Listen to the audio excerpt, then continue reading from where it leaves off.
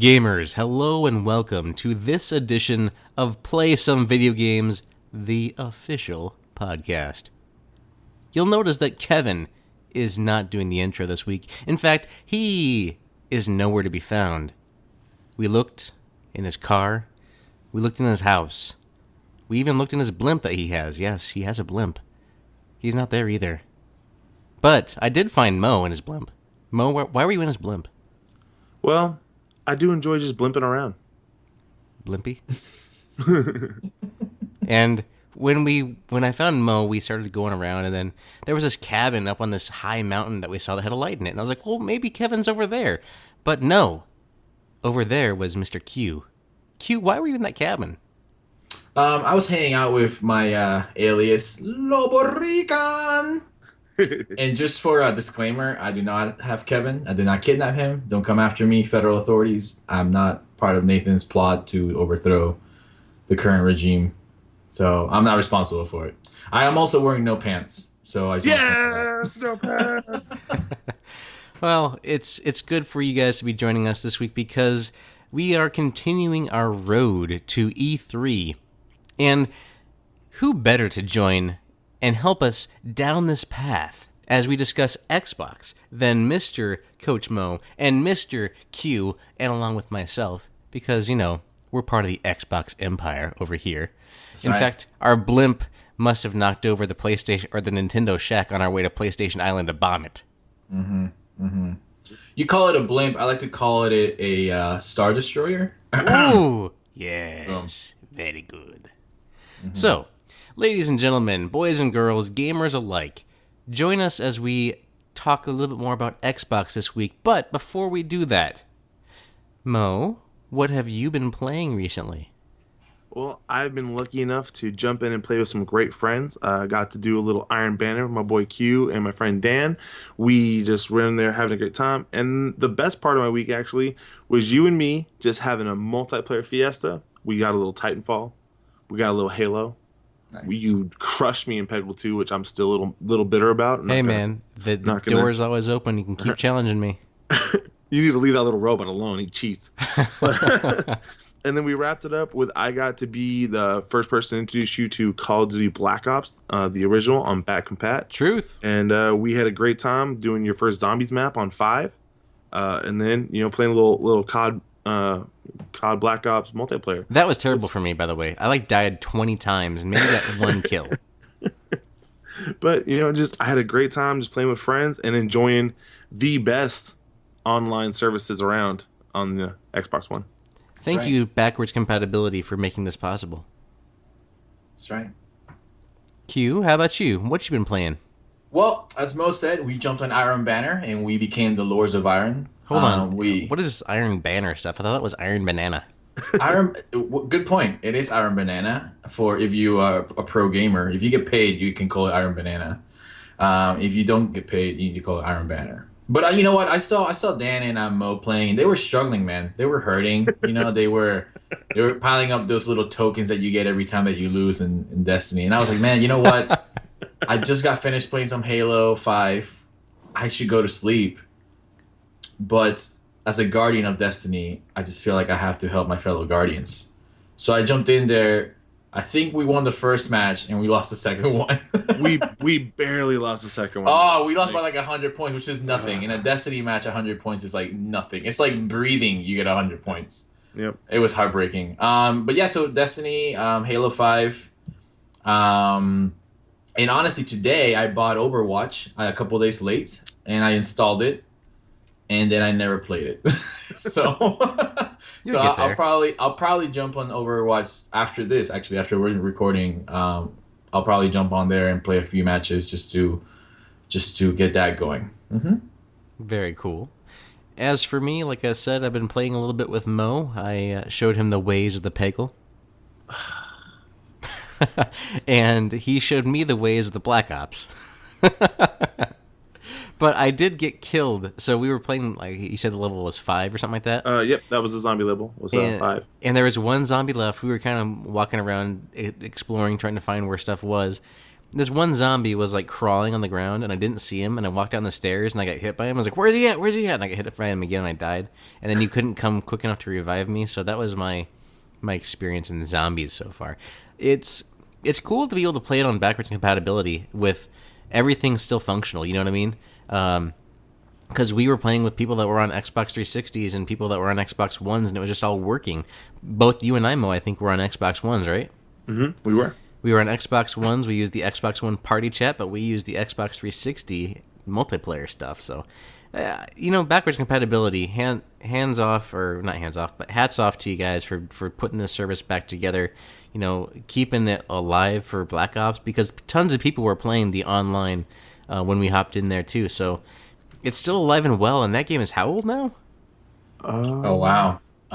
It came out it came out with Halo 3, right? Yeah. Same year as Halo 3, because they were announced at the same E3, Halo 3 and Modern Warfare.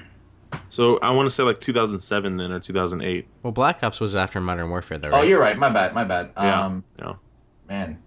But no, the best part about that, like when I loaded in on the Xbox One, my gamer, my team name, J-Cut, after the man Jay Cutler, still there.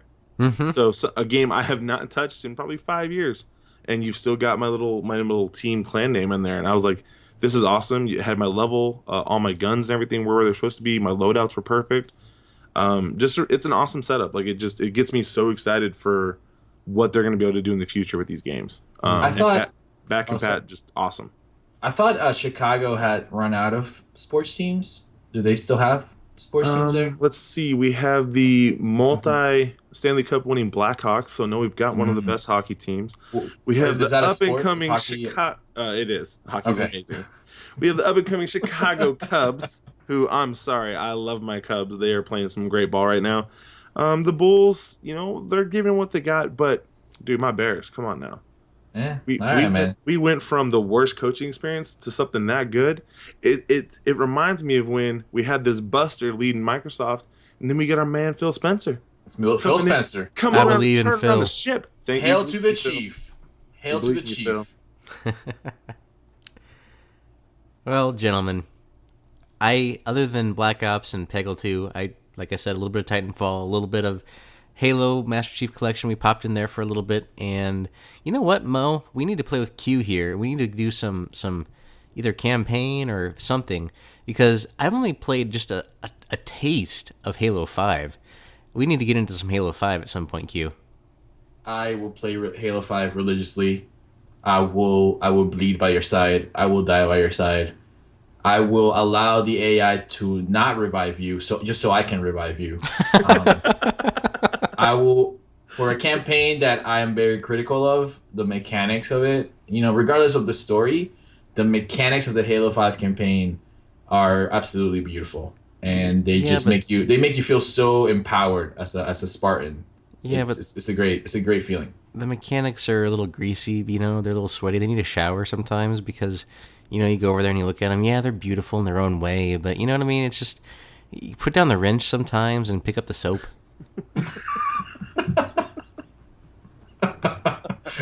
When you started that train of thought, I did not know where that was going.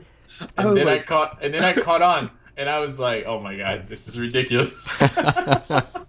Oh goodness. So, see, this is what happens when Kevin's not here. We just go off the rails. So let's talk a little bit about then no. Let's do it this way. We have some listener comments and feedback. Let's get into the mailbag.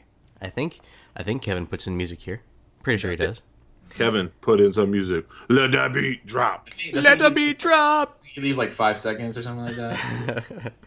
So, Kevin, you're going to have to listen to this whole thing to know where the music goes. It'd be funny if he listens to it and he doesn't do anything. He's like, I'm just going to put it. Everyone's like, you guys are idiots. Yeah. Yes, we are. We know it too. This is all going to make it into the show. I'm sure it is. It goes something like, message for you, sir. Yeah, like I made that drop. I didn't know. Oh, you did?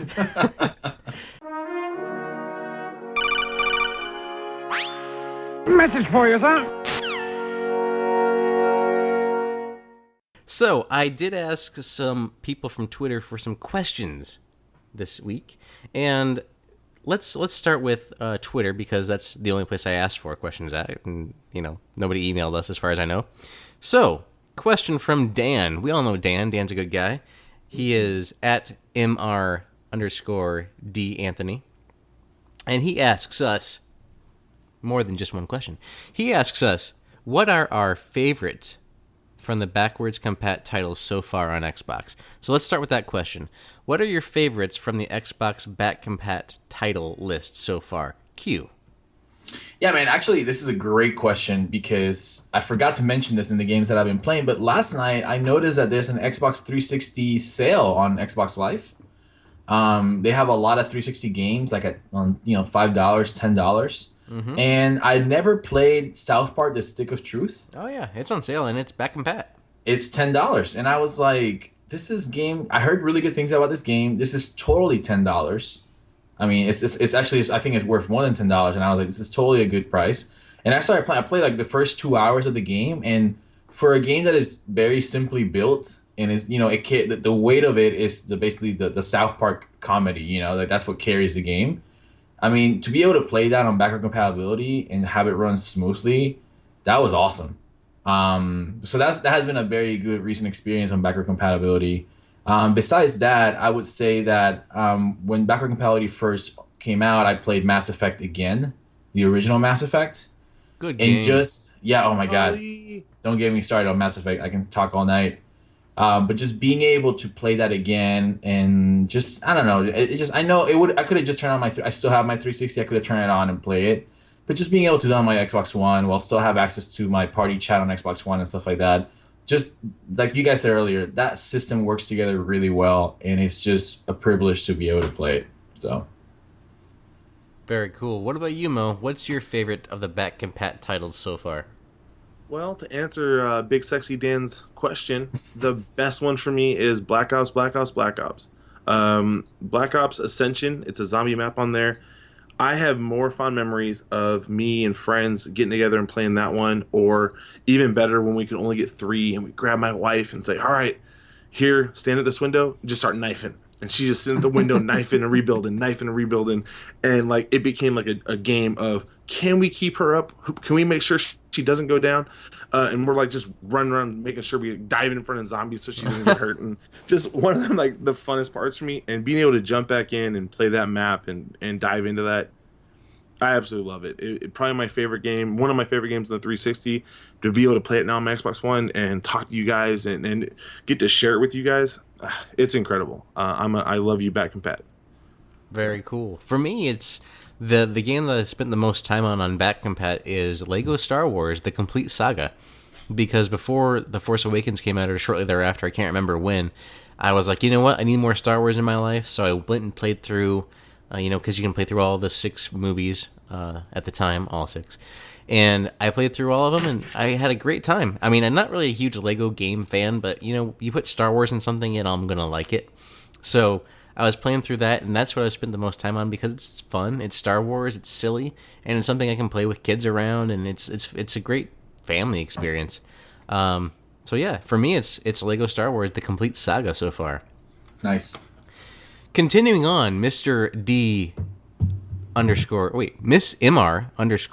Anthony yet again says, what are our favorites for the games with gold? And he says, hello, Massive Chalice. Mo, let me go ahead and throw it to you first this time. My favorite one actually is coming out in 4 days. And it's going to be the fact that we're about to get XCOM on back compat with Games of Gold. That's an incredible game. It's a really, really fun, strategy game, and I love making my friends in there. I watched Hulk save my wife once. It was a huge moment in the game for us, and I'm really excited to get to play that on my Xbox One. Nice. So I'm shouting out to the future. I've never played XCOM, and I am looking forward to that. Next month's going to be another good month for Xbox Games with Gold. Mm. For me, I'm going to say so far, Massive Chalice was amazing, and I really enjoyed that. I spent a lot of time. That's probably the one I spent the most time in with Games with Gold games. But I also have had a few games that I've had before they were gold, so I bought them, and then they went free. And one of those is Defense Grid 2. Yes. And that is a good game, you guys. If you haven't played it yet, you got to check it out. It's fun. It's tower defense, but it's more than that. I mean, it is not really more than that, but it's fun. So play it and enjoy it, and then it's free with gold subscription. Q. Are we just sticking to the Xbox One games with gold? No, because his was XCOM. His was 360. Oh, great. Okay. For a while, the 360 released a lot of the Gears of War on Games with Gold, and I thought that was awesome because, to be honest, I played Gears of War 1 and 2, and then I kind of fell off the map for a while. Like I think there was a time when I didn't have an Xbox in college because mine broke and I couldn't really afford one. So, I think they released Gears of War 3 and Gears of War Judgment on backward compatible, not backward on Games with Gold. Did so they, or was it just because you got the remastered Gears of War that gave it to you? No, it was on the 360 that came out. April 2015 was Judgment, and July 2015 was Gears of War 3. Okay, so cool. About a year ago, those came out on the 360, and I was able to finally play through those because I hadn't, and I always felt bad that I loved Gears of War, but I had never actually played through those games. I knew the story, but I never actually made it through. For the Xbox One, I really, really enjoyed iDarb. Because it's the kind of game. Yes. iDarb was so good. Actually, Nathan, one of the first times we played together, it was on iDarb, and I beat you the first game, and I think you turned on kill mode because you destroyed me for the next 3 games. That's such a fun game too, because if you tell your friends you're playing, they can like use the hashtag and mess up your game or do different commands. That was so fun. That's a great game. Good pull. I forgot about that. That is a great game. And finally, the one game that is on my backlog is Sunset Overdrive, which I think was a huge Games with Gold release. Amazing game. Amazing game. Every time I play it, I love it, and I just wish I had more time to sit down and really like spend a significant amount of time just exploring the entire city. I wish I don't have that time right now in my life. Hopefully one day I will to just knock it out. So. I need to play that because I had the disc, or I still have the disc. I need to trade that in. But I only played like 2 hours of it at most, and I didn't like the mechanics because you got to like grind everywhere, and I just wanted to walk around. It's a little bit, yes. The grinding is. I'll be honest. I agree with you about the grinding. It throws me off. I wish I could, because you have to keep moving. You know, you can never stop and just like aim or whatever like that. But I feel like. I don't know. It's part of what makes that game unique, and I feel like once you begin to appreciate what the game as a whole brings, I think you kind of just grow to appreciate the grinding. So see, I'm on the other side because that grinding was awesome. Sunset Overdrive is the best skateboarding game on Xbox One right now. Right, and I'm not a skateboarding game guy, so that's probably why. Listen, Tony Hawk makers, go look at what they did. Do that so that I can buy your game again, please. Please. So, that brings to mind just Games with Gold. Awesome program. I really like Games with Gold. Thank you, Phil Spencer, and whoever implemented that, because, I have PlayStation Plus and I have Games with Gold, but, I don't feel like I've gotten very much on the PS Plus side lately, but the Xbox side, I've been getting games that I care about, so it's kind of cool. Shots fired. And final question from @MR_DAnthony. Dan Anthony. Just Dan on Twitter. Big sexy Dan to us. That's right. When will we get the Xbox clan in a raid together for Destiny? Oh, shots fired a second time. I've never raided. I need to. We were talking about this last night. Yeah, we were. Okay, so real quick. I was a solo gamer for a long time. I still can't believe this. You need to stop playing with yourself. I can't help myself. This is how I am. Achievements. Those are not the kind of achievements you want. They are, though. I love them. And so, I played for so long, just solo campaign, jumping in the multiplayer when I wanted to, and then I got to meet you guys, and you've made gaming so much more fun for me. It just opened up the medium. And then that's one thing that I've missed out completely. So Big Sexy Dan, I would love to get a raid in so I can finally get that achievement to pop. So if we can get 4 people who want to help me achieve the dream, I'd love it. I would absolutely love it. You just let us know. Hit us up at on Twitter at PSVG. At underscore PSVG. Underscore I don't PSVG. believe in underscores. I only overscore. What? Bow, bow, bow, bow. I will go ahead and say achievement unlocked. We will do that raid, and it's gonna be epic. And if any one of us dies and we don't get what was it called? Flawless Rider? Flawless Raider, I will rage quit, and you won't hear me for like 3 days. Okay, No, but so I was telling Mo last night when I found out that he for a long time he played Destiny. He didn't play any strikes or raids. I was like, that's the whole point of the game. Like the missions are terrible. The story missions are the worst. I was the one person playing the story, and I was like, well, this doesn't make sense. Let me look at my Glimmer card. Oh my god. I gotta go to the website. Hold on. Okay. Pause. Please don't shoot me. Yes. On a game like that, you can't really pause. It doesn't really work. But I did tell Mo we will do the raid. I have a group of like 3 or 4 friends that we still play Destiny. We do Challenge of the Elders every week, which is like the latest endgame content to get the 335 light, and we'll definitely get those raids done because I love raiding in Destiny. That's one of my favorite things in Destiny. And I'm really excited for the next expansion, the Rise of Iron, which is supposed to have a raid. So I'm very pumped up about that. All right. As you two and you, dear listener, as my witness, if Mo, Q, Dan, and myself ride up and raid, and there's 2 more people out there that want to come do this thing too, I will come out of retirement from Destiny, and I will return one night only and raid. You're going to dust your ghost. Dust it off. Dust off the ghost. I'm gonna dust off the ghost. Gonna pick him up and be like, "Hey, there's no time to tell you what's up, but I'm gonna dust you off. Let's go." Is your ghost still what's that one? The first ghost. Dinklebot? What's the actor? Is yours still Dinklebot? I have no clue. Nah, man, we all got upgraded to Nolan North on those. I never thought I would miss Dinklebot until I missed Dinklebot, and I was like, oh, dang it. Because Nolan North is so machine-like, it's almost like, oh, man. I miss Dinklage, but whatever. Nice. Continuing on in our Twitter questions at JP Oaks, OAKES1, Josh Oaks, parentheses, Casey Jayhawk, parentheses, says, how long will it take RDR, which is Retro Dance Revolution? Oh my gosh. No, it's Red Dead Redemption. There should be a game called Retro Dance Revolution. Well, he just says RDR, so I'm like, well, it could be whatever. Oh my gosh. How long will it take RDR to come to back compat? And I'm gonna answer this first because I'm gonna say that, hey, Josh, I have it on my Xbox One. Yes, I do. Wait. Do you really? Yeah. What? I have it on my Xbox One. How do you have Red Dead Redemption on your Xbox One? Because I'm legit. Too legit to quit. Oh, I like that. Huh.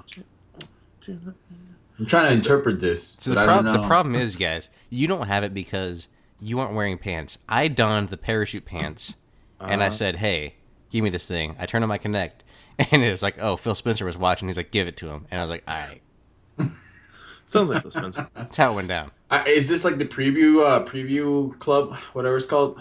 The Xbox Preview Society? Yes, probably, because I get some other random things that just pop up every now and then. But I do have Red Dead Redemption installed on my Xbox One. Okay, so so it should be coming then. I'm in Xbox Preview also. I'm really bad at keeping up with it. So, if you have it, then and they're testing it out, then that should be like hopefully within the next year it should come out. Yeah, I mean, honestly, I bet you there's an E3 drop where they're gonna say available today, Red Dead Redemption, and coming soon, Red Dead 2 or whatever they want to call it. Yeah. I feel like when we get to the E3 content, we can talk more about it. But I feel like I believe there's like a set of 4 or 5 big 360 games that they're gonna drop on as backward compatibility on the Xbox Brief. Like they're gonna be like you can play these 5 blockbuster games right now. Yeah, I think there's going to be something cool like that. And like you said, we'll get to that with our E3 in-depth analysis. Or predictions. Nice. So, Josh, I think it's coming soon because I have it on my Xbox. I think it's just a matter of time before they say there's going to be some announcement between them and Rockstar. I guarantee it. And they're going to get a, hey, if you pre-order this, you're going to get Red Dead Redemption for free. And it's now on back and pat. So, it's on sale right now, too, actually, for $750, isn't it, Q? It's part of that big, massive Xbox 360 sale. Well, if it's on the sale, then it should be backward compatibility then. Not necessarily. There's stuff on there that's not all on back compat. Okay, I did not go through the list. I got to Stick of Truth and I got like sidetracked. I was like, "Ooh, Stick of Truth," and then I bought it and I played it. So I kind of like I should go back and see what's left on the sale. I should actually go and check out the whole list. There's a ton of stuff on there. They have a lot of stuff, and it's all dead cheap, man. Like you can easily buy 200 hours of gaming for like $10 if you wanted to. It's crazy. It's worth it. Continuing on, actually, here's another one from Dan at MR_D'Anthony. Can we get a small update on the game buying hiatus as well? It's basically the halfway point. So I think that one's directed at me, unless any of you other guys are on a game buying hiatus. Mo, have you been I'm buying on the games? complete opposite of that. I buy everything to make up for you not buying it. You're on a binge. I got to do what's right for the universe. And Q, I think you balance us out, right? You kind of like some things you buy. I buy a lot of stuff, and if within a week or two, I decide whether I'm gonna return it or not. For honestly, for the first 2 days, Doom and I did not click. Well, stop. You can't return a game. Yes, you can. Yeah, you can. You can go to GameStop and be like, "Hey, give me 20% of what I just paid you." Well, it's there's that, but you can't return a game. No, I mean you can't return it, but you can trade it in. That's what I meant. Yeah. Trade it. Okay. You can trade it in, but you can't return it. Right. Okay. Not yet. Just as long as we're clear on this point. Not yet. And some of those trade-ins are up to like 75%. Yeah, if you return, I think GameStop has a policy. If you return within the first like X amount of days, they give you like a lot, like an extra amount of credit back. Yeah. Nice. So. Mm-hmm. So yeah, I think I'm between you and Mo. I don't spend a lot of money in special editions. Mo seems to. Everyone I get my hands on, I love them. The only thing I would spend a special edition on is like a Halo or something or like a Mass Effect. If Mass Effect has a really nice special edition, I will definitely buy that. Oh yeah, that'd be awesome. Next year, that'll be on my list. So small update. It's tough, but I did get one game that I bought, and that is Uncharted 4 recently. I still haven't even opened it, but a good friend of mine, he gifted me The Division, and I played a ton of The Division, and I'm glad I got the chance to, because in a way, I don't know if I would have bought it, but if I would have, yada yada. But I had so much fun with that game, and I'm super happy that I got to play it with my buddies. And someone else actually gifted me Quantum Break on PC, but I haven't played it yet because I've heard nothing but like complaints about the PC version, so I'm waiting for a patch for that to come through. But I do intend to hopefully get to that soon. And it's kind of difficult. You look at these sales, right? Like right now, Q was talking about the sale on the Xbox 360 stuff, and it's difficult to not be like, man, that's a good deal, $5 for this, or something for that. Like if it's a game that I don't have, but I know that I'll want eventually, it's difficult to say, yeah, I'm not going to buy this game because I've made this commitment to myself not to. So it is hard, but at the same time, I'm going back and I'm playing Peggle. I'm going back, and games are popping up on my backwards compatibility list that are like SSX popped up, recently. The Force Unleashed games popped back up on there. Lego Star Wars popped up, Force Unleashed. And you got. I just played Black Ops for the first time with Mo because I got it. Sure, let's play it. I'm given these games that I've never really given the time to play now, and it's going well, but. Games come out like Overwatch or Battleborn. These games that I really do want to check out, I do want to play, but I haven't played them yet, and it's kind of interesting because just after I started this hiatus, Just Cause came out, and I know one of our friends on Twitter was talking about getting that and playing that and being super stoked for it, and I was stoked too. I was like, hey, this sounds really cool, but I think the fire has really cooled off quickly on that game. and like I see it now on sale for like $20. So I feel justified a little bit in some of those aspects because I know by the time that I go buy games again, they're gonna be cheap, and I'll be able to get a ton of games for cheap. But it's been weird, kind of trying to sidestep or avoid conversations about games like Uncharted, about games like Quantum Break, because even though I have those two games, those are just two examples. Those are big games because it's just difficult to not be a part of those conversations when you haven't experienced the games yet. Like Overwatch, I missed it on the beta, and I've heard a ton of cool stuff about the actual game, and I really want to play it, but it's going to be a while. And by the time I get to play it, it may not even be a thing anymore because it's a multiplayer only game, and that gamer base may have gone on to something else. So I may miss out completely on some of those experiences, but it's an interesting. It's odd and it's tough, but overall, I think it's going to be worth it, Dan. Thank you for the question.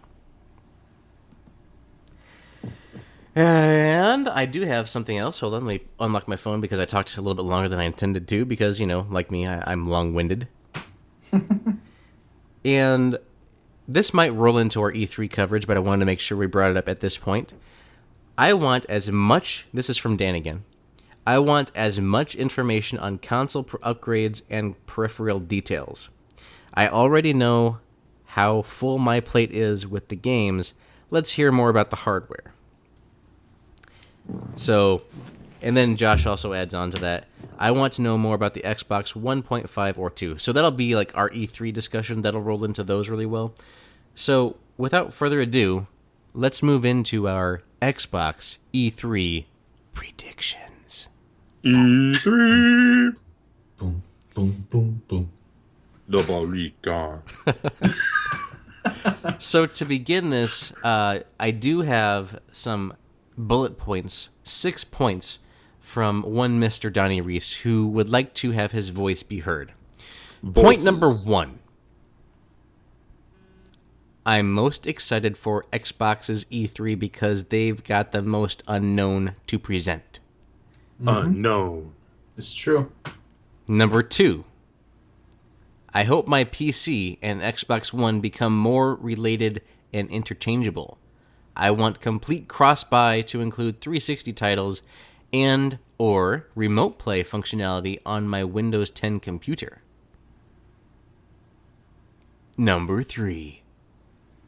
We Happy Few and Halo Wars 2 is the most anticipated Xbox games at E3. And I think he said I think he meant to say are my most anticipated. Number 4. NCAA, whether backwards compatible or new iteration, is my never gonna happen request. Yep. I wish. That'd be so great. Number 5. I think as long as the rumored BioShock HD collection shows up... I think the long-rumored BioShock HD collection shows up at the Microsoft show. Good prediction. And rounding it out at number 6, coast to coast, I'm Casey Kasem.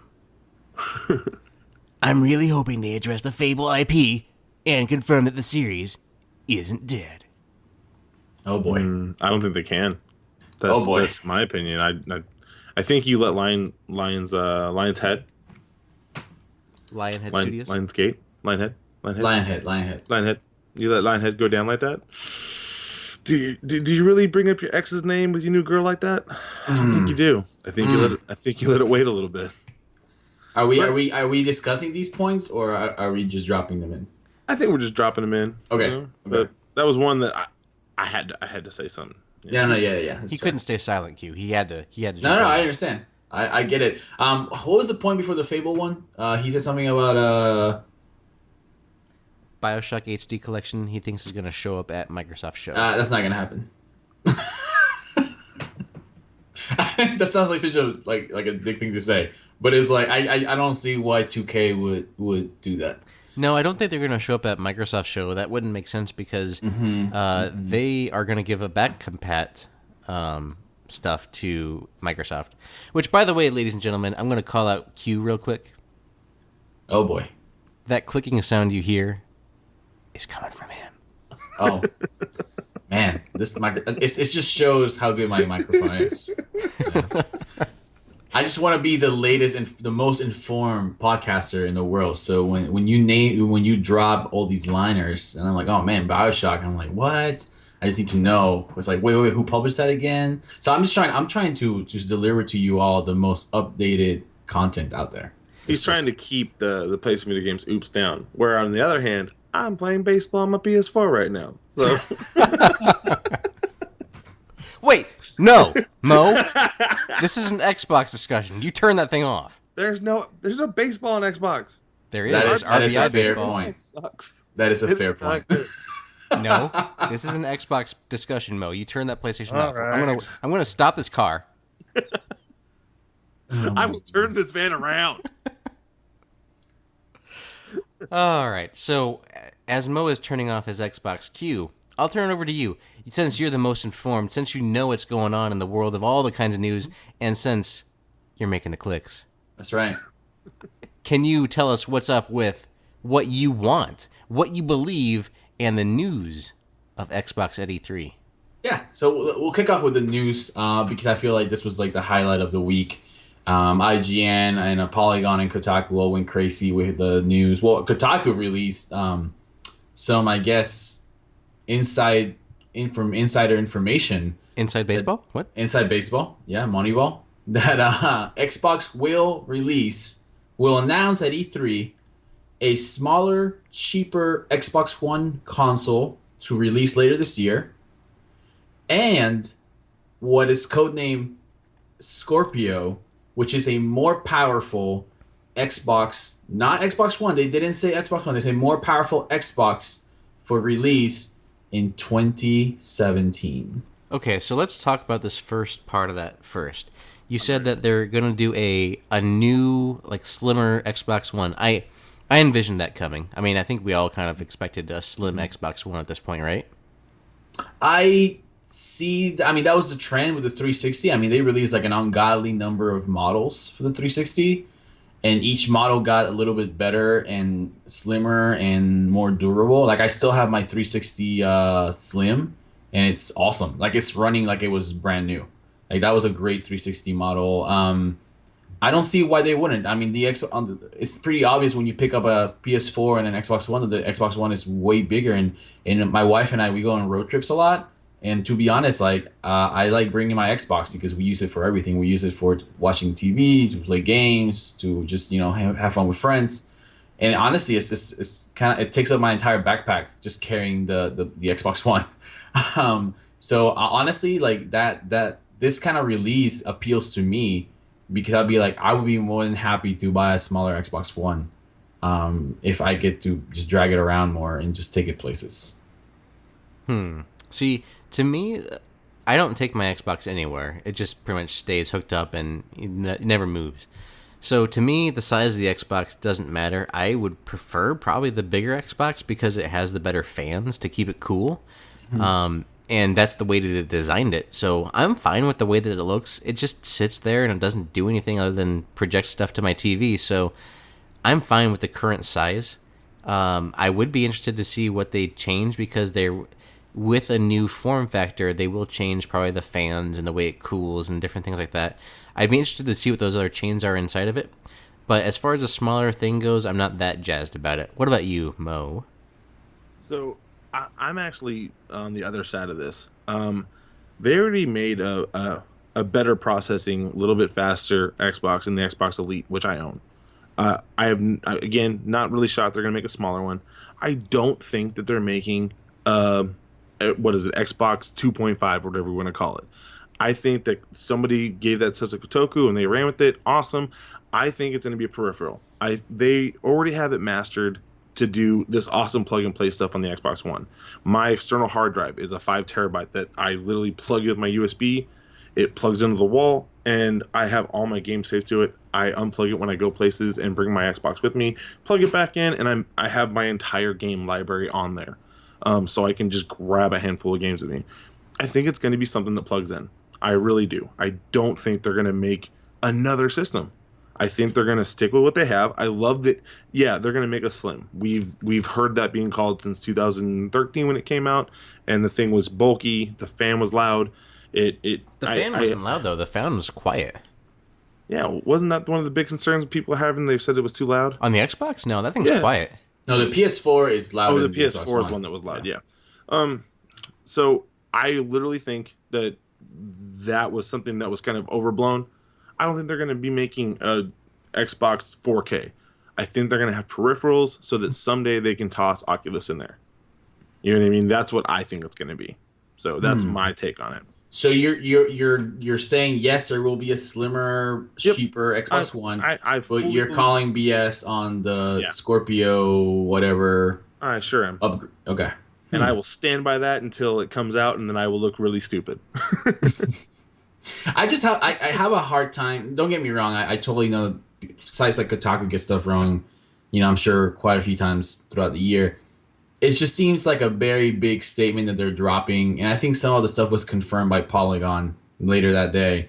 I mean, I feel like if they get this wrong, we'll never believe them about any hardware crap ever again. These companies get stuff wrong all the time. Like it's a guesswork business, and some of these leads, you're gonna have a bad lead once in a while. That's life. So I fully believe that they got the information on a slim with something that was going to attach to make it Oculus ready. I literally think it's just going to be a peripheral. I think that's what's going to come out. And I love on Game Informer, Xbox replied back to him and said, we don't talk about rumors. We don't talk about speculation. That's all we got to say. And if there was any validity, they would have left something in there like, see you at E3. You know what I mean? Yeah, I feel like I'm the opposite of you, Mo. I feel like if any part of that rumor is not true, it's a slim. Because just like Nathan said, very few people have a purpose for the slim. Like if you're like Nathan and you just leave your Xbox in wherever in your next to your TV or wherever you have it set up in your house, or your office, whatever. If that's what you do with your Xbox One because it's so big, there's no point in moving it around. Then the slim isn't really appealing to a lot of people. However, I could see, given the partnership with Oculus, I could see them working on a upgraded console. And you mentioned the plugin, the hardware plugin. I could see that being a thing. My thing is, do I rather buy a new console or a plugin that's going to cost me the $200? Well, would you rather spend $600 on the new console with the plugin or $200 to put one into your system? I feel like the Xbox One, as we know it, was not built to run the Oculus, so this plugin will add a functionality on top of the Xbox One. And like I said, I'm not an engineer, so I'm not a software. So I'm not like a tech person, so I don't know. I feel like if you have a machine that's made to run something, and then you're trying to make it run something else on top of what it was built to run, I just don't see that system working very efficiently. If you know what I'm saying, like if you built this knife to cut tomatoes, but then you want to hammer in nails, you can probably hammer in some nails with your knife, but at some point that thing's just gonna fall apart. And I feel like it makes more sense for them to develop a new console, sell it at full price with that Oculus upgrade built into it, than selling a plugin that honestly, man, like plugins to me don't, I don't know, I feel iffy about plugins. I feel like what happens if it doesn't work, or if I don't know, like what happens if it's a plugin for the Oculus and then the Oculus is not compatible? I mean, I know they're trying to work this stuff out along the way, but I just feel like the plugin just sends red flags to me. Mo, I mean, sorry, Q, are you saying that you don't use knives to hammer in nails? I only use hatchets to hammer in nails. Okay. Like the I use glue. The way you're supposed to. Yeah. Put a little glue on the nail and put it to the wood. Isn't that not how it works? And he just punches it in with his fist. That would probably work. But no, just to add to that though, like my reasoning goes into like your salesmanship. Right now you're losing. Xbox is losing to PS4, and the reason we're losing is because someone who I will not talk about ever again came out and said, we don't care about gamers. We have TV shows. We have this. Blah, blah, blah, blah, blah, blah. We got the NFL. Yeah, I'm sorry, but then Phil came in and saved the day. He'll do the Chiefs. if A to the men, if you do this and you put out a new system, a new Xbox One that can do all this great stuff, you're alienating people. And if you alienate a fan base you've already alienated, bad things happen. So what if you put this thing out? Oh, go ahead, brother. What if you put this thing out next year, let's say, you treat it as a new console. You say Xbox One still exists, but this is going to be the Xbox Pro. Ooh, and I like it. This is going to have Xbox Pro games over here. It'll still play everything Xbox One, but it'll also have games that are only for Xbox Pro. And then they treat it as a completely new system. The system that it should have been. That's only like a 4-year life cycle for the Xbox One, though. But the Xbox One will continue on. I mean, if you still have an Xbox One, you'll be fine.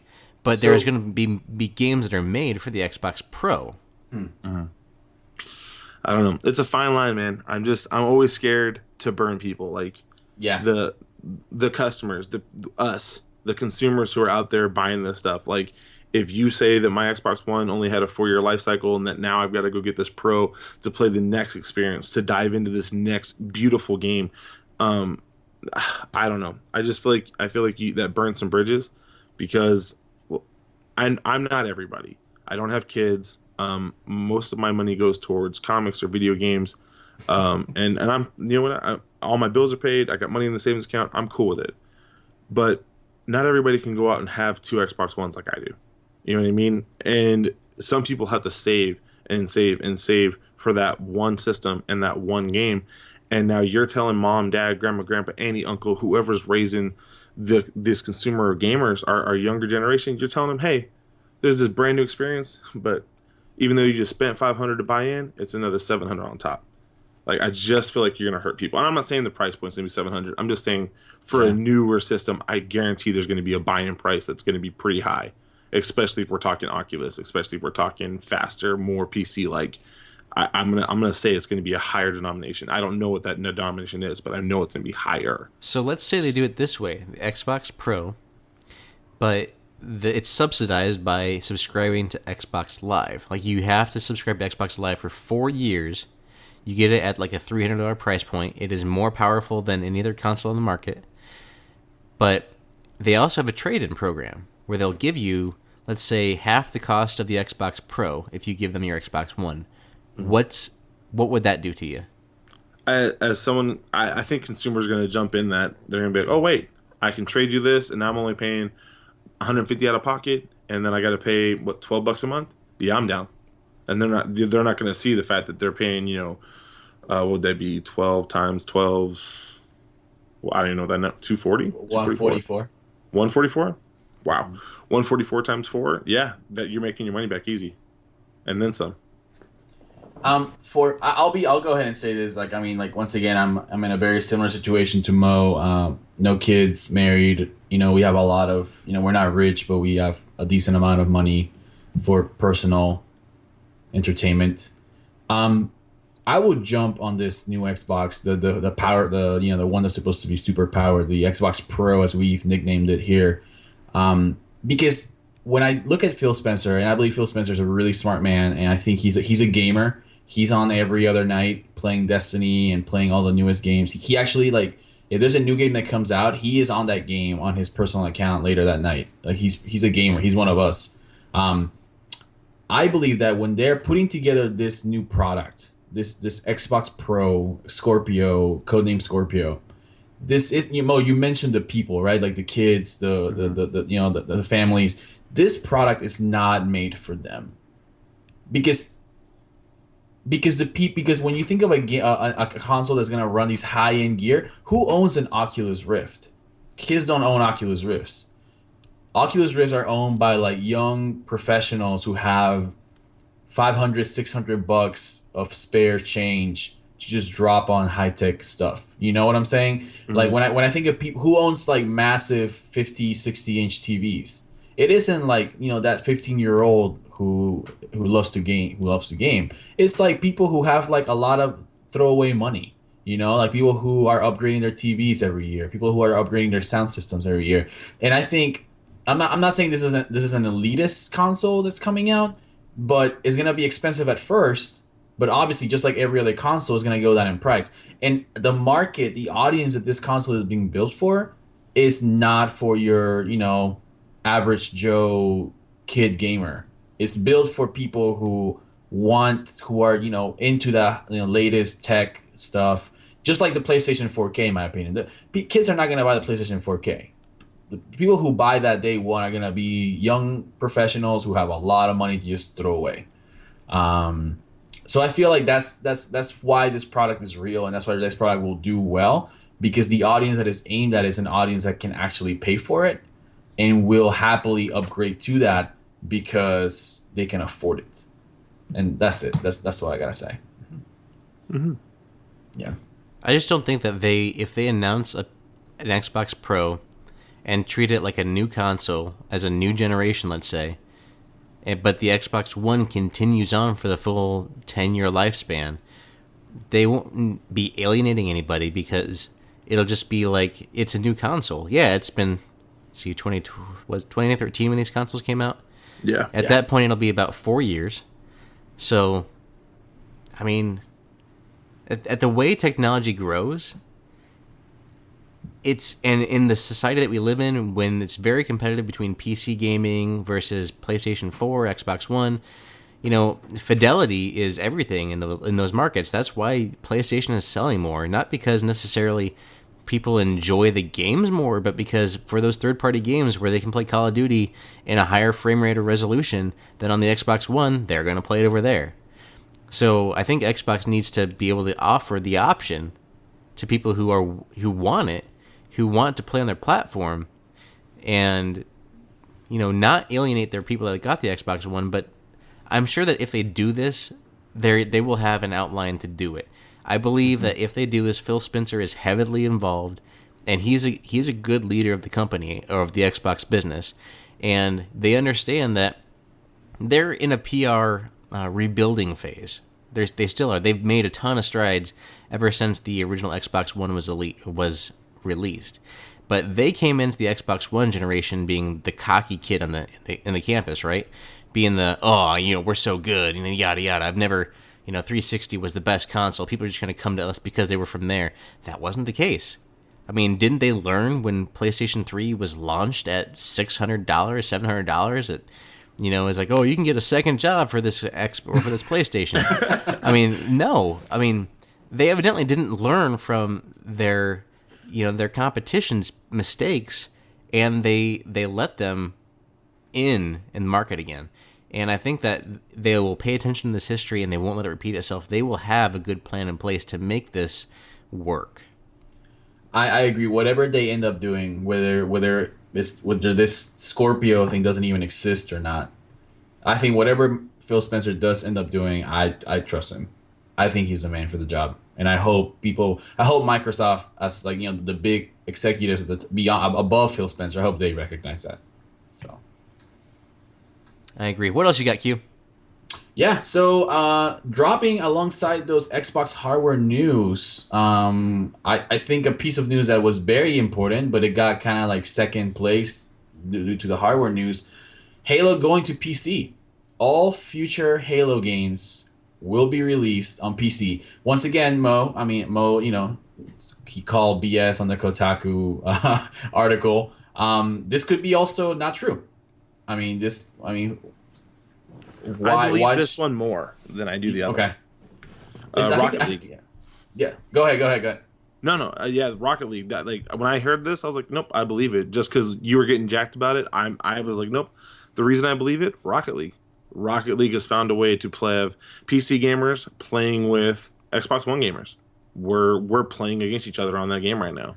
And if we can bridge that gap, Halo being on PC and being able to get those servers to go back and forth. Now, I know they're going to have to distinct, like, this will be an open room to play in where you can be PC or Xbox One, because let's be honest, PC is going to win that battle. You're going to be more accurate with a mouse than you are going to be with your controller. But I think they'll also have exclusive PC rooms and they'll have exclusive Xbox rooms. Yeah, it's like right now on Xbox, on a Halo 5, one of the updates that they have, but you can select what kind of matchmaking you want to do. You can select a matchmaking based on skill, a matchmaking based on latency, Sorry. I thought it would be based on looks. Yeah, and actually one based on aesthetics, like how beautiful your Spartan is. You know what kind of color schemes you're using. No, I'm just kidding. But yeah, Mine so never gets in. they'll have to do something like that. I posted an article on Play Some Video Games the day that this news came out. I posted a column, completely opinion based, on why this is a good idea. At the end of the day, when you think about it, there's a lot of money that goes into developing a game like Halo 5. Like Halo 5 was really expensive to make. They have an entire studio, 343 Industries, devoted to the Halo franchise. And Halo 5 is a beautiful game. Nathan, I think you mentioned how you like the mechanics of the multiplayer and stuff like that. Mm-hmm. I think it's one of the best shooters ever built. So that is a really expensive. Every time you make a Halo, it's incredibly expensive. Why not just reel in the extra 2 million copies you'll sell by selling it on PC? Especially, and this is how this ties in with the new Xbox console, I think. If the newer console functions more like a PC, is it more of a hybrid PC console, then future Halos being on PC as well will make sense, because that means that the cost of developing a Halo will be, for PC and Xbox, will actually be pretty cheap, because it's not like you're developing two completely different games if they are pretty similar to each other when it comes to the technical side of it. I think this is a great idea.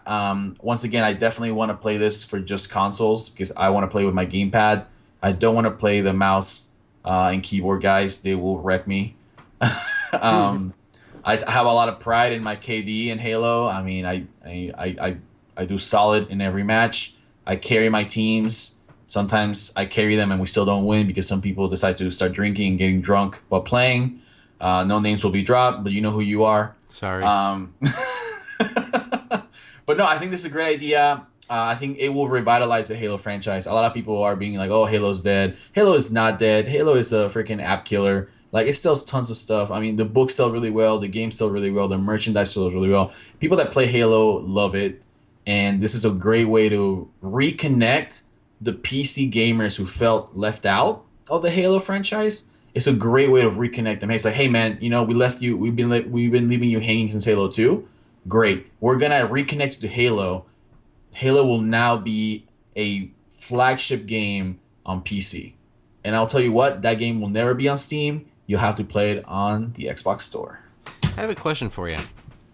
So, kind of going back to the Xbox Scorpio discussion, what if Microsoft decides to release the Microsoft Game Box or something like that, which is essentially just a PC, so you could put it in a monitor with mouse and keyboard, but it's also kind of like a Steam Box in a way, where you could plug it up to your TV, and then you have Xbox mode, and it just is a higher power machine. You're going to pay like a higher price for it, the price of a Steam machine, but it plays all your Xbox games at a higher capability. It's essentially a PC. What would you think about that? I mean, if you ask me, I definitely didn't say this in the last part of the conversation. I think that's what it will probably look like. I mean, it probably won't call it a Steam machine, but let's remember the original Xbox ran on DirectX, which was basically a PC program software to run games. So this is almost like going back to the beginning. Like, this is almost like going back to what the Xbox originally was. This is this plastic cover for the what was the PC way of running games. Well, both the Xbox One and the PS4 run on 64-bit architecture. I think that is like a Windows kernel, and the Xbox One specifically runs on Windows 10 in its own way. Mm-hmm, mm-hmm. Yeah, I mean, to be honest, like the idea of an Xbox Scorpio or whatever, the Xbox Pro, the next console being more of a Steam machine, like, to me that makes sense. That makes sense because you're showing love to the PC gamers who feel like Microsoft is not looking out for them. And once again, you're not selling this to the kids in high school who make, $10 an hour. Actually, that's pretty good money. $9, $8 an hour at the Dairy Queen. No, you're selling this to the guy who works full time, has a girlfriend, maybe has a wife, maybe has one kid, maybe he has no kids, and honestly, he's like, sure, I'll buy the Xbox Pro. Why not? I mean, why not? Let's do it.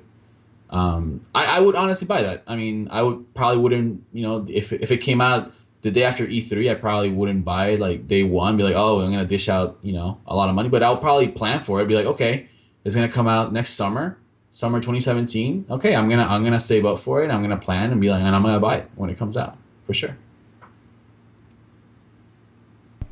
Continue, sir. Oh, sorry. Yeah, so those were the big Xbox news for the week. We can move on to our E3 content and what we can expect from the Xbox brief at E3, which, as someone mentioned, I think on the Twitter comments, it's actually the most mysterious one because Xbox has released like almost zero information about what they're gonna have there. TV. Coming to Xbox Scorpio, Netflix Unlimited.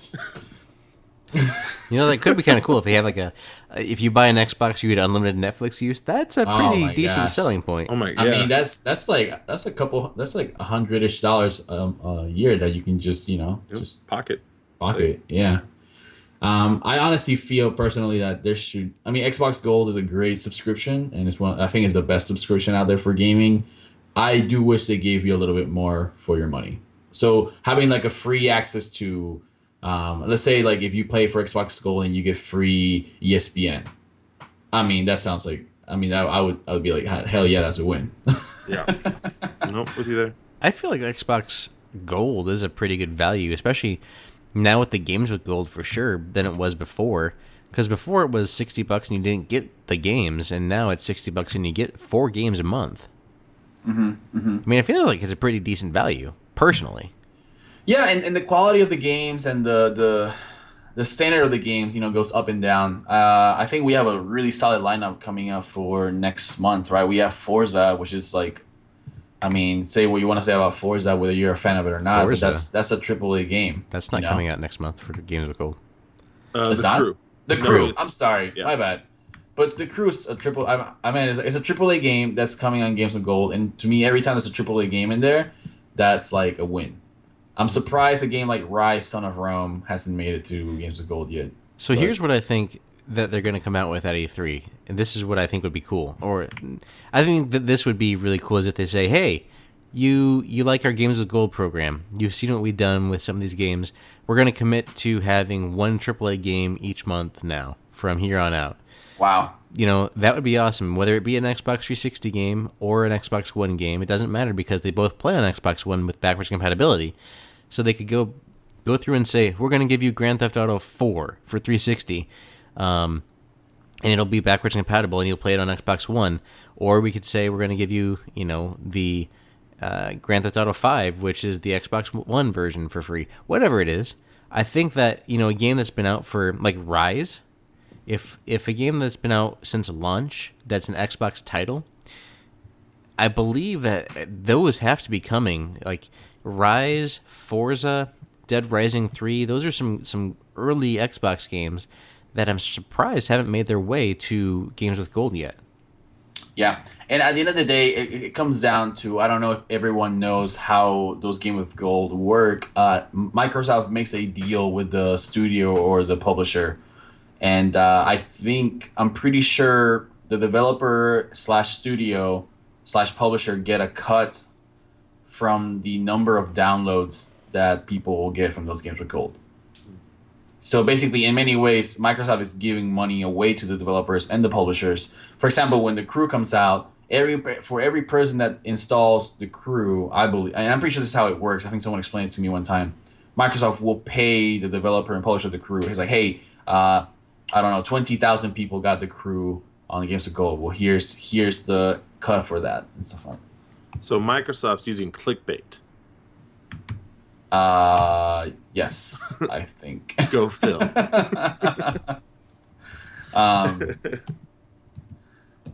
Clickbait for life.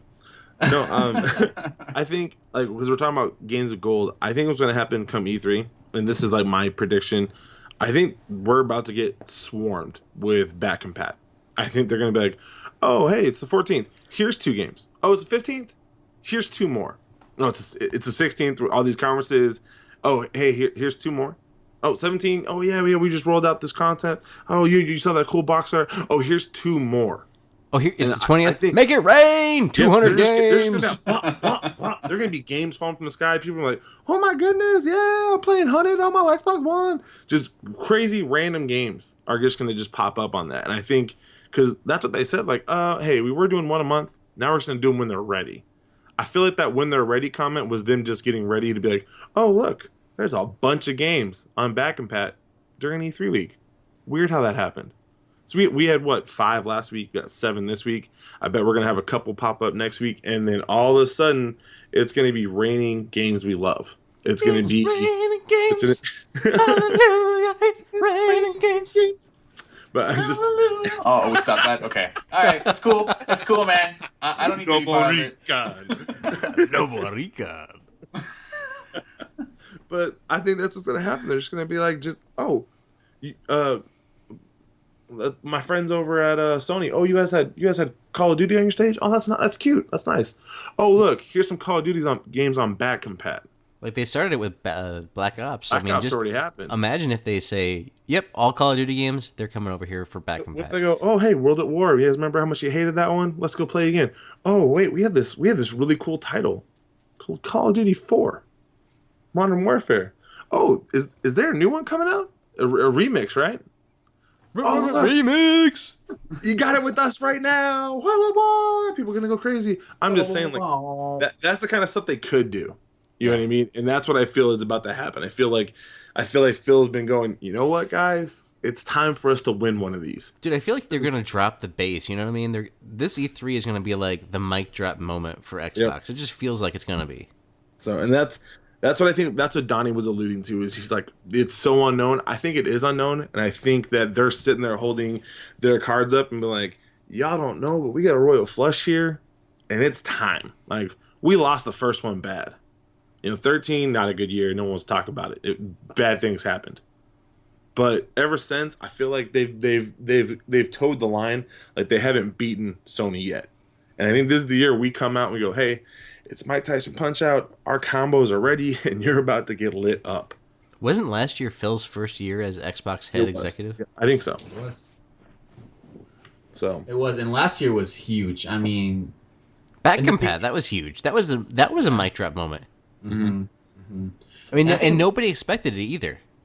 Yeah, and yet last year there was a lot of stuff that we knew about because there were so many obvious, like Tomb Raider, Halo 5, some Gears of War announcement. There were a lot. I mean, we knew way more last year than we knew this year, and it's I don't want to get overhyped, but I do feel like when you don't know what Microsoft is going to do or Xbox is going to do, I feel like that's good news because they're just keeping, like you say, they're keeping their cards close.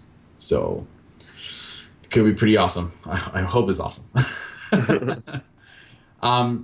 So continuing the conversation about E3, something that we talked about is EA Access. And obviously EA has like their own conference, right? Don't they have like their own conference like the Sunday night or something like that? I believe they call it the Peggle Conference. They call it the We Own Sports conference. Oh, you want to play any sport except baseball? Come to EA. Or it could be the Star Wars conference this year because there should be a ton of Star Wars content. Oh my gosh, you're right. As soon as you said that, I started hearing that Darth Vader walk-up music. Dude, I forget that. Wait, EA what? Hold on. owns The Darth Star Vader Wars. walk-up music. Yeah, dude. The Imperial March? Dun, dun, dun, dun. That's the Darth Vader walk-up music. Remember, not a Star Wars fan. The That's Darth Imperial? Vader. It's called the Darth Vader walk-up music. The Imperial March. Dun, dun, dun, dun, dun, dun. And he struts. Dun, dun, dun, EA Access. Dun, dun, dun, dun, dun, dun, dun. I'm just telling you, Darth Vader walk-up music. Oh my god. That's what he bats to, because we were talking about EA Access not having baseball. Sorry. That's their baseball game. No, that's awesome. Star Wars baseball coming to EA Access. Oh, yes. Confirmed! Star Wars. Oh my gosh. Did you get okay, it's a side note. Like there was this release where they like someone designed all the NFL football helmets using Star Wars characters. So you had like the Tampa Bay Sith Lords, and it was really cool helmet designs for each one or stuff like that. That would be super awesome. I mean, that game is never gonna happen, a Star Wars baseball, but I would buy that game. I would play that Everyone game. would buy that game. But going back to EA Access, and we talking about EA because EA Access is a Xbox only service, membership service.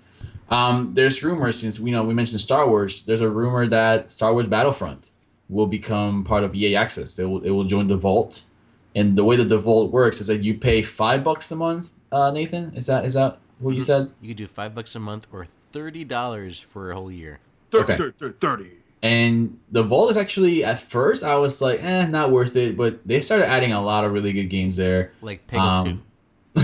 Like Can we Peggle stop 2. talking about that game? Goodness. I actually I hate losing. I played through Dragon Age Inquisition Oh, great on EA game. Access. That's a Based great on a game true for story? EA Access. That's based on real history. And it took me 3 months, but that's still I beat Dragon Age Inquisition for $15. You should have bought the Yeah. year, and then it would have been less. Yes. Well, Because yeah. 5 times 12 is a large number and 30 is less. But see, I I'm not doing math that I messed up on 12 times 12, so. that's fair. But at the time, I was like, well, the only game I really want to play right now is Dragon Age, and I don't know how long it's going to take me. So I tried. It would have been smart to buy the year, but I didn't. So I should And have. you're getting a master's. It's true. But it's on public policy, which means that I'm going to tell you how governments should spend more money, not how to save money. Gotcha. So yeah, there's a rumor Star Wars Battlefront will be on the Vault. I mean, obviously EA controls the fate of a lot of games.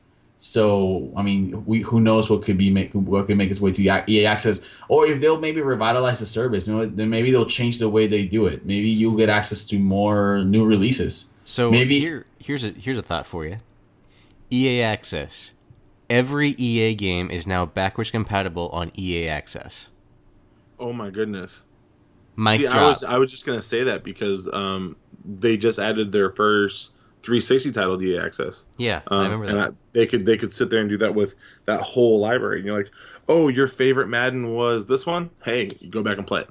Mm-hmm. If you really loved Madden 08, Madden 09, you loved some of those old ones with some of those cool, features that they had. You could go back and play it.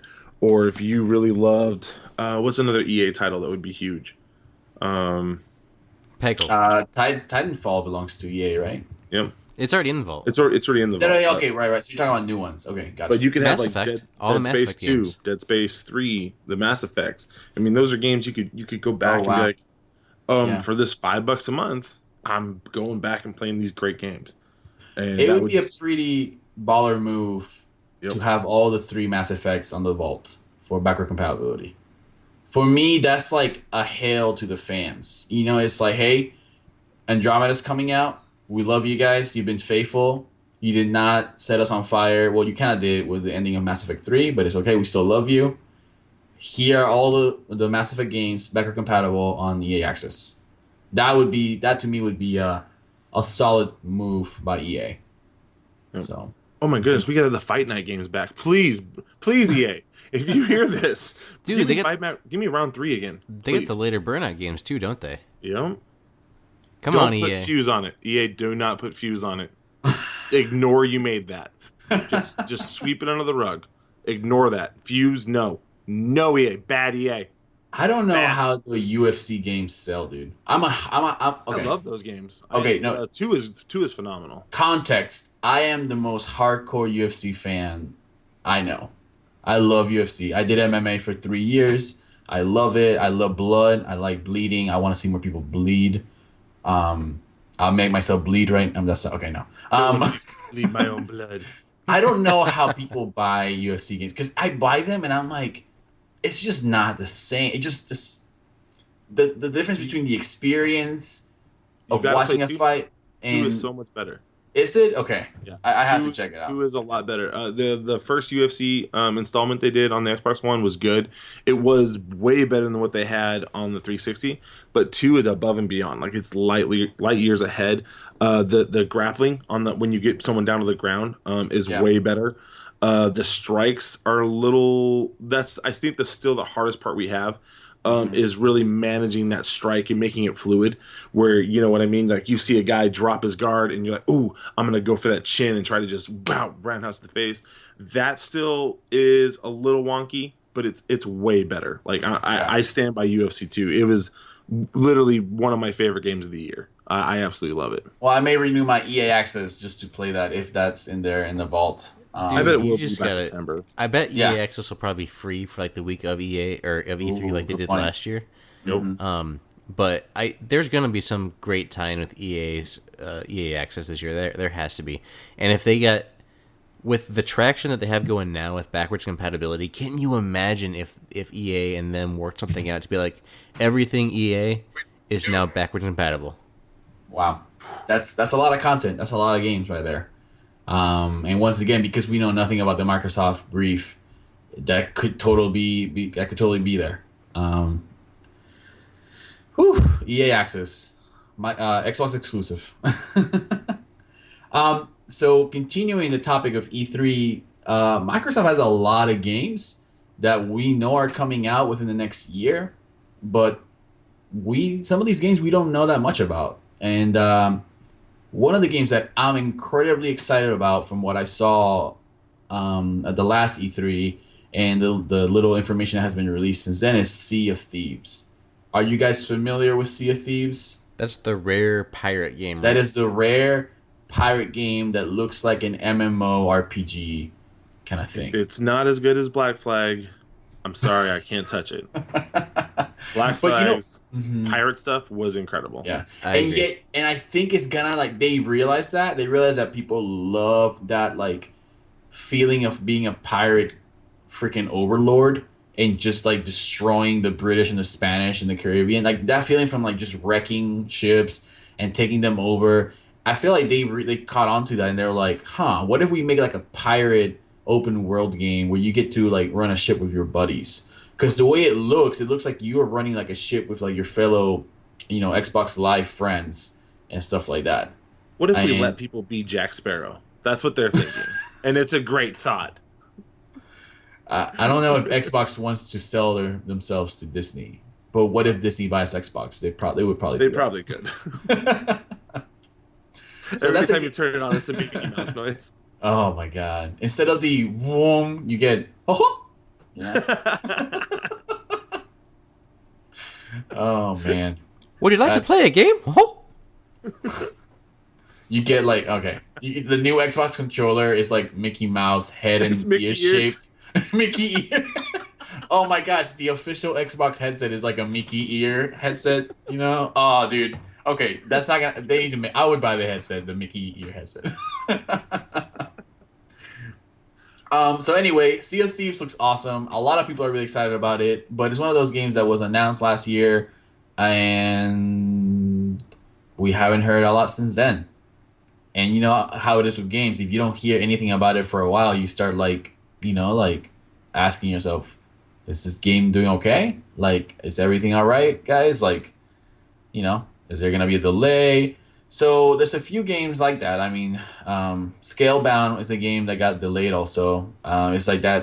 It looks like an RPG, maybe open world, where you're like this dude with a sword or something, and you have this dragon. It has like a JRPG feel to it. I don't know if you guys are up to date on Scalebound.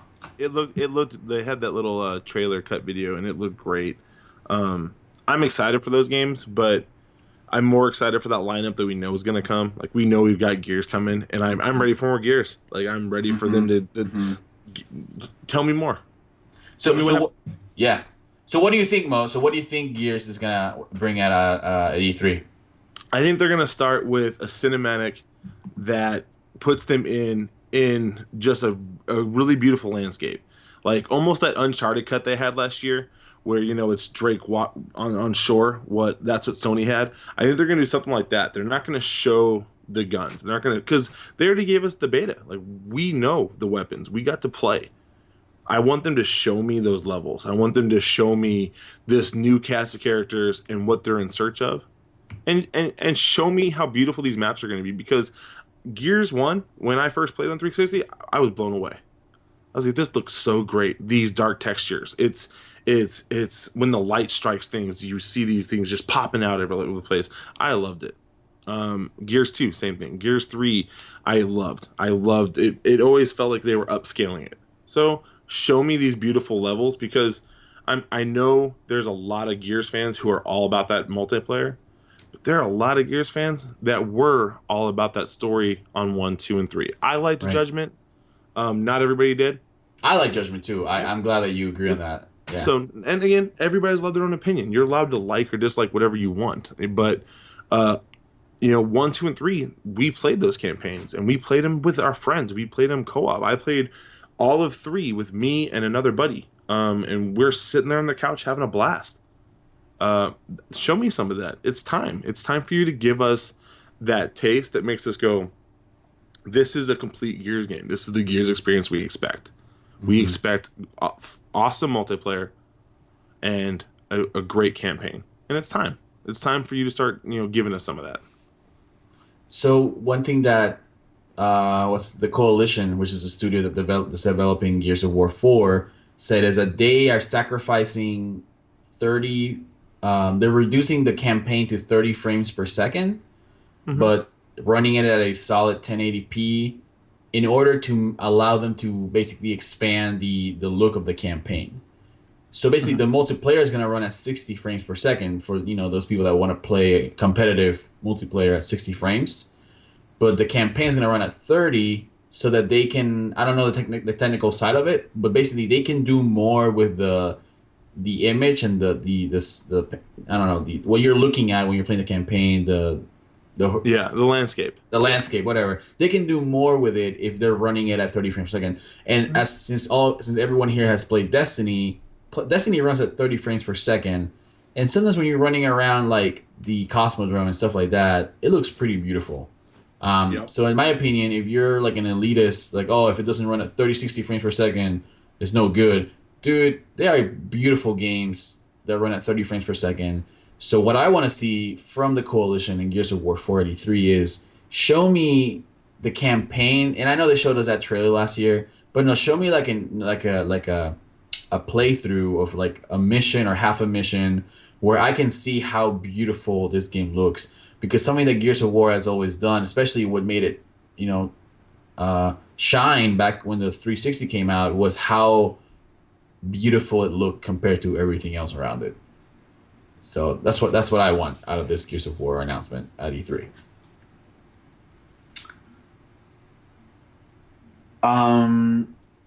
Any of you guys Crackdown players? I played the first one. I played the first one. I own the second one, but I never played it. Like, it was just, I've yet to jump into it. But I bet that's coming to back compat soon. I wouldn't be surprised if they announced that, like, backward compatibility at E3, because maybe they'll give it to you for free or something like that. Yeah. If you pre-order Crackdown 3. I believe this is a game that we saw at E3 last year. We saw, like, I think there was, I don't know if there was an alpha for the multiplayer or not. I'm not sure. I have a feeling someone, I think on IGN, talked about having played a little bit of Crackdown multiplayer. I'm not sure. That is not maybe that's not fully accurate. But this is also a game that we really haven't heard about much since last E3. We know it's in development. We know it should be coming out pretty soon.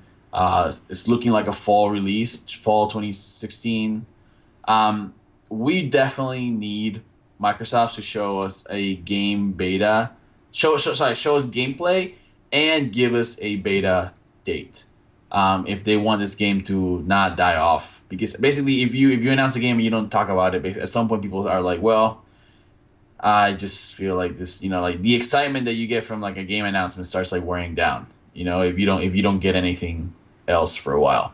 So I definitely believe that we're gonna see gameplay from this game. They're going to announce a beta. They're going to announce like, hey, starting tomorrow at midnight at 12:05, you can play the Crackdown 3 beta on your Xbox. And we definitely just need more on what the game's gonna look like, because we haven't heard anything about it in a while, and I think that's we need that. The Xbox players need that from the Xbox brief.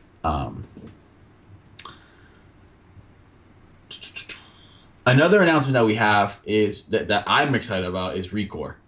And Nathan, do you have any thoughts on Recore? Recore looks really cool. It's by the guy Keiji Inafune, right? That was instrumental in creating a lot of older games that are instrumental back in the day. But it looked really cool from what we saw last year. Was just the CG trailer with the girl and her dog that has a little like robot dog type thing that has the core that she puts in something else.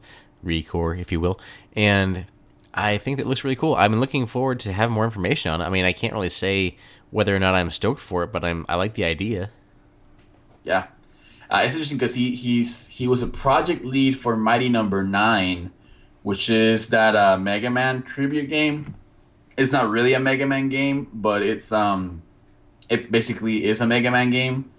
It plays just like a Mega Man game, but it's not officially a Capcom Mega Man game. You know how that works. So he was a project lead for that, but he's also, and that game's supposed to come out in June, I think June 21st.